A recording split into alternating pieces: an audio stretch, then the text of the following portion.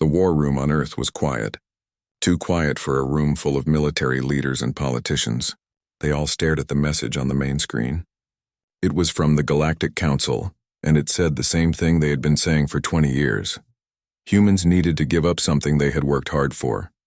Captain Jake Morrison rubbed his tired eyes. He had spent 5 years helping build the colony on New Terra. He remembered the first day they landed on that empty planet. It had no intelligent life, no cities, nothing but rocks and water and potential. Now it had farms and schools and homes. 10,000 people lived there. His sister lived there with her 2 kids. The Vacrian Empire wanted it. They said it belonged to them because their ancestors had flown through that sector of space 3,000 years ago. The Galactic Council agreed. Humanity had 72 hours to evacuate everyone or face punishment. Lieutenant Amy Sullivan stood beside Jake. She was angry. Everyone in the room was angry. But anger was not new. Humans had been angry for 2 decades. When Earth first joined the galactic community, everyone was excited. Humanity would have allies, trading partners and friends among the stars. They would learn from older, wiser species. They would find their place in a vast and ancient civilization. It did not work out that way. The other species looked at Earth and saw a nightmare planet, hurricanes that destroyed cities, earthquakes that split the ground open, volcanoes that buried entire regions in ash, diseases that killed millions, predators with claws and teeth that hunted in the dark. Earth was what the galaxy called a death world, a planet so dangerous that most species would die within days of landing there. Humans had evolved on that terrible world. They had survived everything Earth threw at them. They became the ultimate survivors, but the galaxy did not see that as impressive. They saw it as frightening. So the other species treated humans like dangerous children. They made special rules that only applied to human ships. They took human cargo and claimed it was for safety inspections, then never gave it back. They charged humans extra taxes and fees. They blocked human colonies from expanding into empty space. And whenever humans complained, the council said the same thing. You are new here. You need to follow the rules. You need to prove yourselves. Humans proved themselves over and over. They followed every rule. They paid every fee. They apologized for things that were not their fault. They bent over backward to be good members of the galactic community. And it never mattered. The other species kept pushing. Jake looked around the room at the faces of Earth's leaders. Admiral Kevin Torres, the head of the Terran Defense Fleet. Senator Claire Hughes, who had spent 15 years trying to negotiate fair treatment at the council.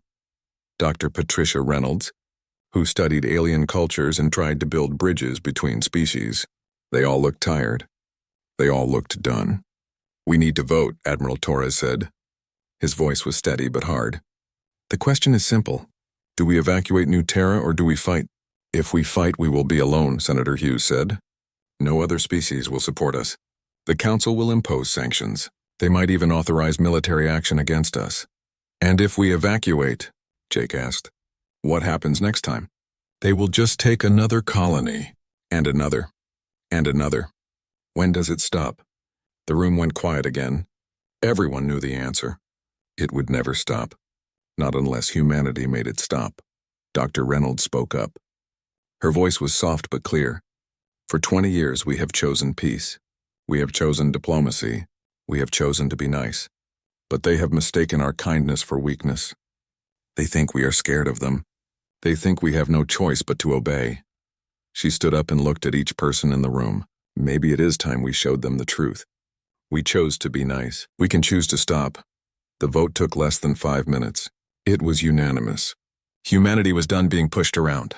Jake Morrison felt something shift inside him as he watched the vote counter on the screen. It was not excitement or joy. It was something colder. Something that had been building for years. It was determination.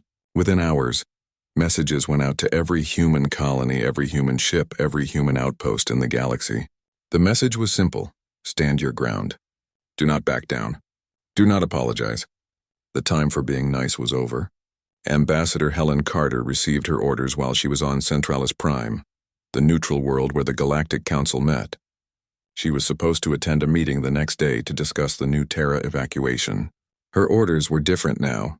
She was to go to the council and deliver a message. Helen read the orders 3 times. Then she smiled. It was not a happy smile. It was the smile of someone who had been holding back for too long, and was finally allowed to speak freely. She spent the evening preparing her speech. She did not write it down. She did not need to. The words had been inside her for 20 years, waiting to come out. On the horizon's edge, Jake Morrison gathered his crew. They were a small ship, just a patrol vessel assigned to protect the New Terra colony. They had basic weapons, nothing impressive by galactic standards. But Jake was not worried about weapons right now. He was worried about his people. "You all know what is happening," he told them. "The Council wants us to abandon New Terra. Earth has refused. That means we might have to fight." His crew looked back at him. Young faces, old faces, scared faces, determined faces. They were human faces, and that meant something. "If anyone wants to leave, now is the time," Jake continued. "I will not think less of you. This is not your fight unless you choose to make it your fight." Nobody moved. Nobody spoke. They just stood there waiting. Lieutenant Amy Sullivan finally broke the silence. "Sir, we are all from Earth. That means we all grew up on a planet that tried to kill us every single day. We are still here. We are not scared of the Vakrians. We are not scared of the Council. And we are definitely not abandoning those people down on New Terra." The crew nodded. Some of them smiled. Others just looked more determined. Jake felt proud. These were his people. These were humans. They did not run from fights. They just chose their battles carefully, and this battle was worth fighting. Across human space, similar scenes played out. Captains talked to their crews. Governors talked to their colonists. Parents talked to their children. And everyone made the same choice. They would stand their ground. They would stop being nice. And they would show the galaxy what Deathworlders could really do when pushed too far. The 72-hour deadline started counting down. The galaxy watched and waited. Most species thought humanity would back down at the last moment. They thought humans were bluffing. They were wrong. Part 2, the Galactic Council chamber, was built to impress. It floated in orbit around Centralis Prime, a massive structure made of crystal and metal that caught the light of the sun and turned it into rainbows. Inside, 47 different species gathered in a circular hall that was 300 meters wide. Each species had their own section with seats and equipment designed for their specific needs. Ambassador Helen Carter walked through the entrance with her head held high. She wore a simple blue suit, nothing fancy. She carried no documents, no data pads, nothing but herself. Behind her walked 2 human security officers, both quiet and professional. The hall went silent as she entered. Thousands of eyes, sensors, and other seeing organs turned to watch her. Humans were usually quiet at these meetings. They usually apologized and asked for understanding. They usually looked nervous. Helen looked none of those things. She looked calm, cold, and completely in control. The council director, a being named Vortuum, pulsed with colors that meant confusion in his species. Vortuum had no solid body. He was a gas creature who lived inside a containment suit that glowed different colors based on his emotions. Right now he was orange and green, which meant he was worried. "Ambassador Carter," Vortuum said through his translator device, "we are pleased you have come to confirm humanity's cooperation with our decision regarding New Terra." Helen walked to the human platform and stood behind the speaker's podium. She looked around the chamber slowly, making eye contact with as many representatives as possible. Then she spoke. "No," she said simply. The word hung in the air. Species began clicking, buzzing, humming, and making whatever sounds they used to express surprise. The translator systems worked overtime to convert everything into something everyone could understand. Chirktal, the Vakrian representative, rose from his seat. He was 3 meters tall with a body that looked like a huge insect. His hard shell was black and shiny. His mandibles, which were like giant jaws on either side of his mouth, clicked together in a pattern that meant amusement. "No?" Chirktal repeated. "Perhaps you did not understand the Council's decision, human. Let me explain it in simple terms. You will evacuate New Terra within 72 hours, or you will face severe consequences." "I understood perfectly," Helen replied, "and my answer is still no. Humanity will not be evacuating New Terra. We will not be following this decision, and we will not be participating in this council anymore." The chamber erupted in noise. Species shouted, whistled, and broadcast their outrage through every available frequency. Vortuum turned bright red, which meant extreme agitation. "You cannot simply refuse a council mandate," Vortuum said loudly, trying to be heard over the chaos. The Council's authority comes from the agreement of all member species. You signed that agreement. We signed an agreement that promised equal treatment and fair justice, Helen shot back. We have received neither. For 20 years we have watched this council apply rules to humanity that do not apply to anyone else. We have watched you take our property, restrict our trade, and limit our expansion, all while other species do whatever they want. She activated a holographic display. Images appeared above the chamber showing incident after incident. Human ships seized by the Zethian collective with no proof of wrongdoing. Human trade routes blocked while other species used the same routes freely. Human colony applications denied for reasons that were never properly explained. We have documentation of 347 separate incidents where humans were treated differently than other species in identical situations, Helen continued. We brought these to the Council's attention. We filed formal complaints. We asked for investigations, and every single time we were told to be patient, to understand that we were new, to prove ourselves worthy. She paused and let that sink in. Then she smiled, and there was no warmth in that smile at all. We are done proving ourselves, Helen said.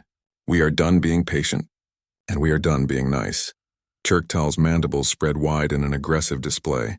In Vacrian culture, this was a threat. You speak boldly for such a weak species. You have no powerful military. You have no strong allies. If you defy this council, you will stand alone, and you will be crushed. Helen's smile grew wider. You keep saying we are weak. You keep saying we have no military. You keep making assumptions about us based on 20 years of watching us be diplomatic. But you forgot to ask yourselves one very important question. And what question is that? Chirktal demanded. Why were we being diplomatic in the first place? Helen changed the holographic display. Now it showed Earth. The planet rotated slowly, blue and green and white, beautiful from space. Then the view zoomed in. It showed a hurricane with winds that could tear apart buildings.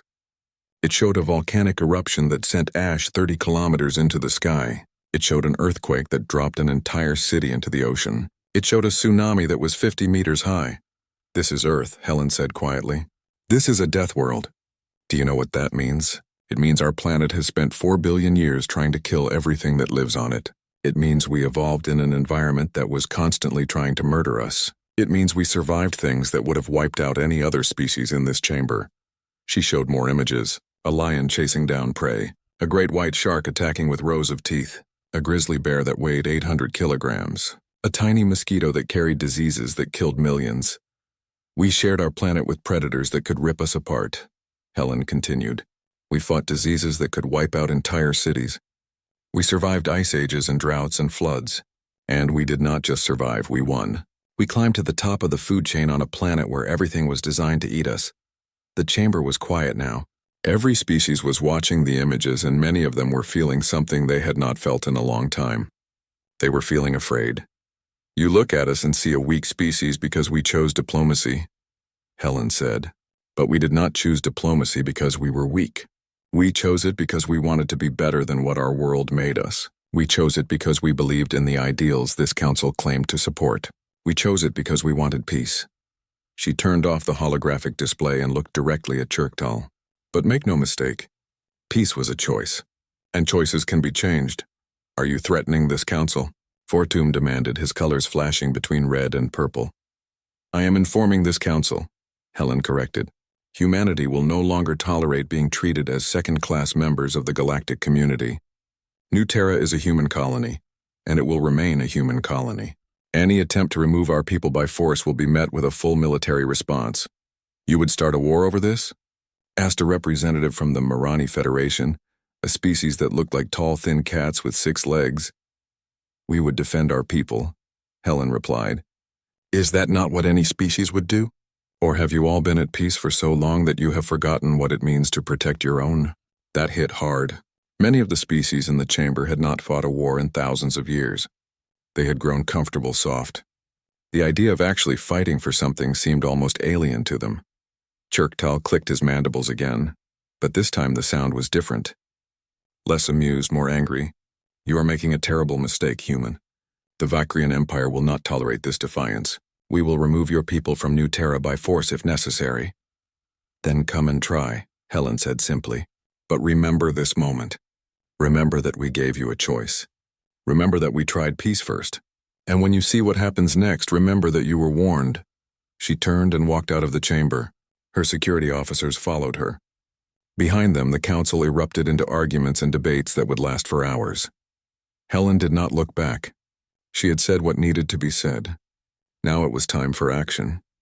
As she walked through the corridors toward her ship, she thought about Jake Morrison and the crew of the Horizon's Edge. She thought about the 10,000 people on New Terra who were counting on humanity to protect them. She thought about every human in the galaxy who had been pushed around and stepped on for 20 years. They were done being nice, and the galaxy was about to learn what that really meant. Part 3 Admiral Greg Hayes stood on the bridge of the Liberty's Dawn and watched the tactical display. 12 red dots were moving toward New Terra. The Vakrian Empire had sent a fleet just like everyone knew they would. The Vakrians were not the type to back down from a threat, and they had convinced themselves that humans were bluffing. They were about to learn otherwise. Commander Lisa Park sat at the tactical station, her fingers moving across the controls as she analyzed the incoming fleet. She had been in the Terran Defense Force for 15 years, but she had never actually fought in a real battle. Nobody in the human military had. For 20 years, humanity had kept the peace. Fleet composition confirmed, Lisa reported. 12 Vakrian warships, 3 dreadnoughts, 5 cruisers, 4 destroyers. They are maintaining standard formation and approaching at 0.6 light speed. Weapon status? Greg asked calmly. All railgun batteries charged and ready. Missile tubes loaded. Point defense systems online. We are ready to engage on your order, sir. Greg nodded. The Liberty's Dawn was not alone. 15 other human ships were spread out around New Terra, forming a defensive perimeter. They were smaller than the Vakrian dreadnoughts, but size did not tell the whole story. Lieutenant Danny Brooks, the communications officer, looked nervous. "Sir, we are receiving a transmission from the Vakrian fleet. It is from Commander Chirknall, who is leading the attack." "Put it on screen," Greg ordered. The view screen lit up with the image of a Vakrian officer. He looked similar to Chirktal from the Council, all black shell and clicking mandibles, but his armor was military-grade with weapon attachments and sensor equipment. "Human vessels," Chirknall said in a voice that the translator made sound harsh and aggressive. "You are ordered to stand down immediately. This system is now under Vakrian control by order of the Galactic Council. Any resistance will be met with deadly force." Greg leaned back in his captain's chair. He had practiced this moment in his head 100 times. "Negative, Commander Chirknall. This system is Terran sovereign territory. You are the ones who need to withdraw." Chirknall's mandibles clicked in what might have been laughter. "You cannot be serious. Our intelligence reports indicate your ships are barely armed. They are exploration vessels, not warships. You have nothing that can threaten a Vakrian battle fleet." "Your intelligence is wrong," Greg replied simply. "Then prove it," Chirknall challenged. "Show us these weapons you claim to have, or stand down and let us do what must be done." Greg looked at Lisa. She met his eyes and nodded. She was ready. "They were all ready, Commander Chirknall," Greg said carefully. "I am going to give you one chance to turn around and leave. If you continue your approach, we will defend this colony with lethal force. This is your only warning." Chirknall made a sound that the translator interpreted as contempt. "We do not fear your warnings, human. We are the Vakrian Empire. We have conquered a dozen star systems. We have weapons that can crack planets. What could you possibly do to us?" "I guess you're about to find out," Greg said. Then he nodded to Danny. "Cut transmission." The screen went dark. Greg took a deep breath and looked around his bridge. Young officers and old veterans, all of them watching him, all of them trusting him to make the right call. He thought about Helen Carter standing alone in the council chamber. He thought about Jake Morrison protecting the colonists on New Terra. He thought about every human who had been pushed around for 20 years. "Lisa," he said quietly, "target the lead dreadnought. Railgun batteries 1 through 6. Prepare to fire on my mark." Lisa's fingers flew across her controls. Targeting solution locked. Railguns charged and ready. Fire! The Liberty's Dawn shuddered as 6 railgun batteries fired in perfect sequence. There was no dramatic light show, no colorful energy beams like the weapons most galactic species used. Just 6 chunks of dense metal, each weighing 2 tons, accelerated to a significant fraction of light speed by powerful magnetic fields. The projectiles crossed the distance between the ships in less than 2 seconds. The Vacrian dreadnought's shields, which were designed to deflect or absorb energy weapons, flickered and failed almost instantly. The shields were useless against solid matter moving at relativistic speeds. All 6 projectiles hit the dreadnought's hull. They punched through the armor like it was not even there. Each one created a perfectly round hole about half a meter wide. But the real damage was what happened after the projectiles entered the ship. Kinetic energy had to go somewhere. When something moving that fast suddenly stopped, all that energy transferred into heat and shockwaves. Inside the Vacrian dreadnought, those shockwaves turned solid metal into vapor. They created pressure waves that crushed bulkheads and shattered equipment. They started fires that spread through multiple decks in seconds. The dreadnought's hull split open in 3 places. Atmosphere vented into space, carrying debris and bodies with it. Secondary explosions rippled through the massive ship as fuel tanks ruptured and weapons magazines detonated. Within 30 seconds of being hit, the lead Vacrian dreadnought was a burning wreck, tumbling through space with half its crew dead and the other half trying desperately to reach escape pods. The Vacrian fleet scattered in panic. Ships broke formation and tried to put distance between themselves and the human vessels. Jerknall was screaming orders on the command channel, but nobody was listening. They had just watched their most powerful ship get destroyed in seconds by an enemy they thought was harmless. All ships, full offensive spread, Greg ordered calmly. Target the remaining dreadnoughts. Fire at will. 15 human ships opened fire. More railgun rounds streaked across space, each one moving too fast for the Vacrian sensors to properly track. 2 more dreadnoughts took hits. One lost its entire engine section and went dead in space. The other took a direct hit to its command center and simply stopped functioning. The Vacrian cruisers tried to return fire. They launched plasma torpedoes and ion beams, weapons that had won battles for centuries. But the human ships were fast and maneuverable. They dodged and weaved through the incoming fire, their point defense systems shooting down missiles and deflecting energy beams with precise targeting. "Sir, the Vacrian fleet is retreating," Lisa reported. "They are running at full speed back toward their own territory." "Let them go," Greg ordered. "Do not pursue. We have made our point." The human ships held their position around New Terra, watching as the Vacrian fleet fled. In less than 15 minutes, the battle was over. 3 Vacrian dreadnoughts were destroyed or disabled. Not a single human ship had taken any damage. Danny Brooks looked up from his console with wide eyes. "Sir, we are being hailed by every major news network in the galaxy. They all want statements about what just happened." Greg allowed himself a small smile. "Tell them the truth.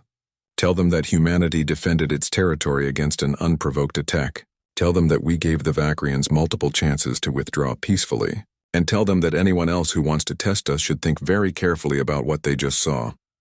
On New Terra, the colonists who had been watching the battle on their screens erupted in cheers. They had been scared that they would have to evacuate, that they would lose their homes. Now they knew they were safe. Humanity had protected them. Jake Morrison, still in orbit on the horizon's edge, sent a message to the Liberty's Dawn. "Nice shooting, Admiral. You made that look easy." "It was easy," Greg replied. "Turns out that physics works the same way all over the universe. And humans have been solving problems with kinetic energy since we threw rocks at predators in caves a million years ago." Within hours, footage of the battle was being broadcast across every inhabited system in the galaxy. Species that had dismissed humanity as weak watched in shock as human ships destroyed a Vacrian battle fleet with casual efficiency. The weapons the humans used were not exotic or complicated. They were just bullets, really big bullets moving really fast. But they worked. More importantly, the galaxy saw that humanity had been holding back. For 20 years, humans had claimed to be peaceful explorers. They had never shown their weapons, never demonstrated their military capabilities. Everyone assumed they had nothing to show. They were wrong. Humanity had been building in secret, preparing for the day they might need to defend themselves. And now that day had come.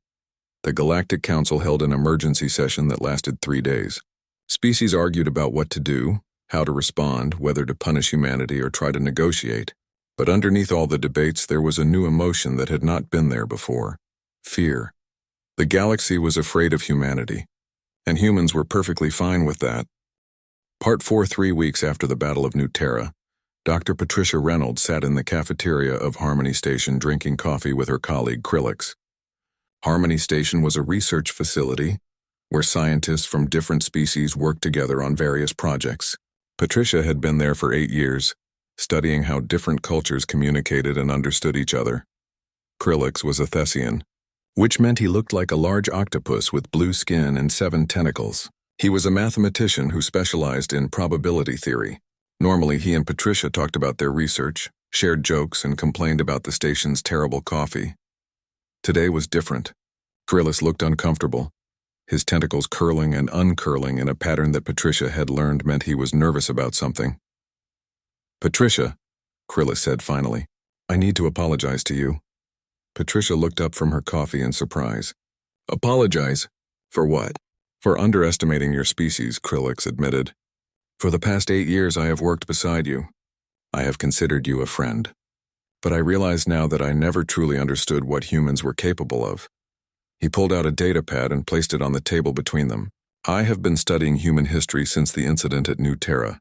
I have read your books, watched your documentaries, analyzed your wars. I did not know. I did not understand." Patricia picked up the data pad and saw what Krillix had been reading: military history, strategic theory, records of human conflicts going back thousands of years. She felt a strange mix of emotions: pride, because human history was full of incredible achievements; shame, because it was also full of terrible violence. "My species has fought 3 wars in our entire history," Krillix continued. 3 wars over 10,000 years of recorded civilization. "Do you know how many wars humanity has fought?" Patricia nodded slowly. "We have never had global peace, not once. Somewhere on Earth there has always been a conflict happening, sometimes small, sometimes large, but always present. That is what frightens the galaxy," Krillix said softly.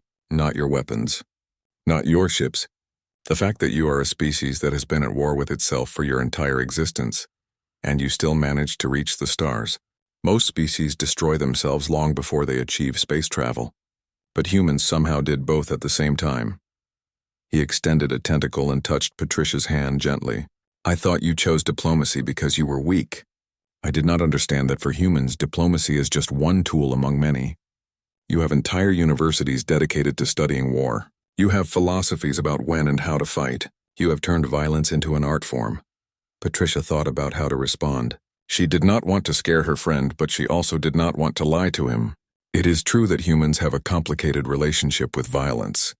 We are capable of terrible things, but we are also capable of incredible kindness. We chose to be peaceful when we joined the galactic community because we wanted to be better than what our history showed us. But that peace was always a choice," Krillix said. "Not a limitation." "Yes," Patricia agreed. "It was always a choice." Similar conversations were happening all across the galaxy. Species that had ignored humanity for 20 years were suddenly very interested in learning everything they could about the Deathworld species. They studied human culture, human psychology, human military doctrine, and the more they learned, the more complicated their feelings became. On Centralis Prime, the Galactic Council was in chaos. Representatives who had voted against humanity just weeks ago were now trying to figure out how to repair relations without looking weak. The Vacrian Empire had formally withdrawn their claim to New Terra and was refusing to attend council sessions at all. Ambassador Helen Carter received at least 50 communication requests per day from species wanting to negotiate new treaties, establish trade agreements, or simply apologize for past treatment. She ignored most of them. Humanity was not interested in accepting apologies from people who were only sorry because they were scared. But there were some genuine gestures. The Myrani Federation, which had always been neutral in council politics, sent a delegation to Earth to propose a mutual defense pact. The Terrellian Assembly, a group of aquatic species, offered to share their advanced water purification technology in exchange for human assistance with security. Admiral Kevin Torres met with the Terran Assembly to discuss how to handle all the new attention. They gathered in a secure conference room deep inside the military headquarters in Geneva. "We are receiving cooperation offers from 23 different species," reported Senator Claire Hughes. "Some of them are clearly just scared and trying to get on our good side, but others seem genuinely interested in working with us as equals." "What about the council?" Kevin asked. "Have they made any formal response to New Terra?" "They issued a statement saying the incident is under review," Claire replied with a slight smile. which is council speak for we have no idea what to do about this. Kevin leaned back in his chair and thought carefully. The Battle of New Terra had achieved its primary goal. Nobody was pushing humanity around anymore. But it had also created a new set of problems. Fear could be useful, but too much fear could make species desperate. And desperate people did stupid things. We need to find a balance, Kevin said. We have shown we can fight. Now we need to show that we only fight when necessary. We need to demonstrate that the humans who won at New Terra are the same humans who spent 20 years trying to make peace. How do we do that? Asked General Peter Collins, the head of ground forces. We be consistent, Kevin replied. We defend our territories and our people without apology. But we also help other species when they ask for it. We share technology, provide security, engage in fair trade. We show them that strong and kind are not opposites. Dr. Patricia Reynolds, who had been invited to the meeting as an expert on alien cultures, nodded in agreement. Fear is a terrible foundation for lasting relationships. Right now, many species are afraid of us. We need to give them something else to feel. Respect, maybe? Trust eventually. Over the next few months, humanity put that philosophy into practice.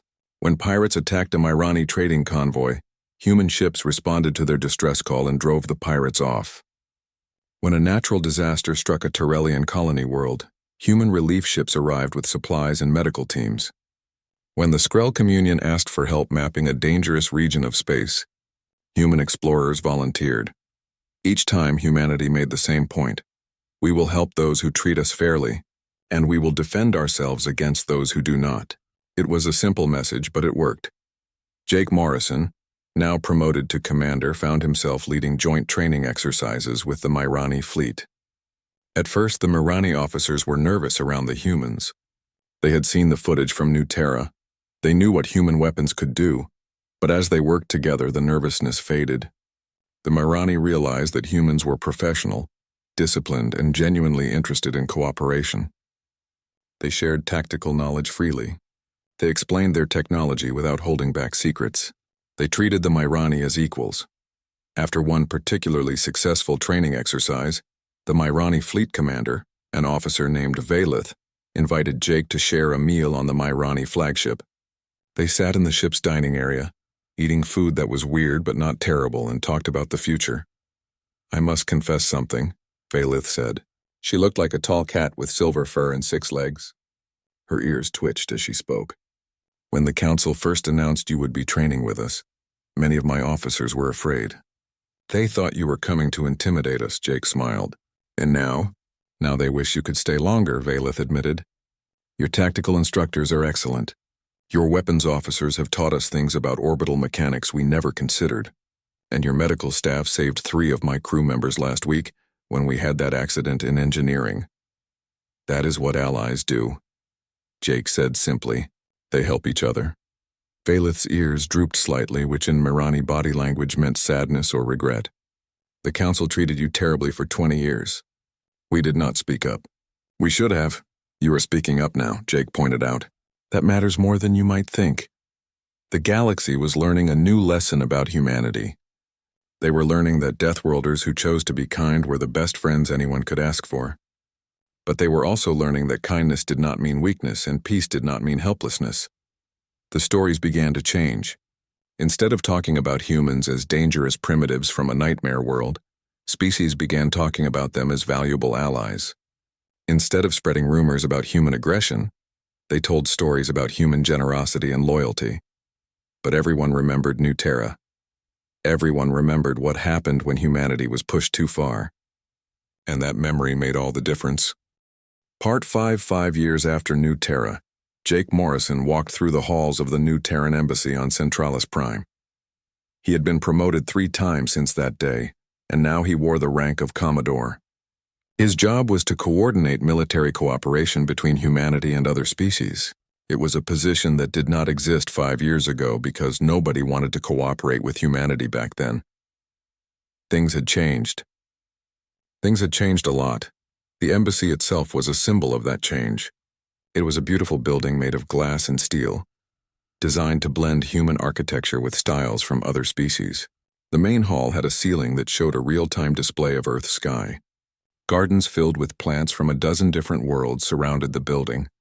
It was meant to be welcoming, impressive, and just a little bit intimidating. Jake was there to meet with Ambassador Helen Carter. She had stayed in her position for all 5 years, becoming one of the most influential diplomats in the galaxy. Some species called her the Iron Ambassador because she never backed down from a fight. Others called her the Bridge Builder because she had negotiated more treaties than any other ambassador in recent history. Helen looked tired when Jake entered her office. She was reviewing documents on 3 different screens while talking to someone through her communication earpiece. When she saw Jake, she held up one finger asking him to wait, finished her conversation, and then smiled. "Commodore Morrison," she said warmly, "it is good to see you. How are the joint exercises going with the Tyrellian Assembly?" "Better than expected," Jake replied, taking a seat. "Their fleet commanders are quick learners. We should be ready for full integration within 2 months." Helen nodded and made a note on one of her screens. "Excellent. The Assembly has been asking about expanding our defense pact to include technology sharing. What do you think?" Jake considered the question carefully. They have been good partners.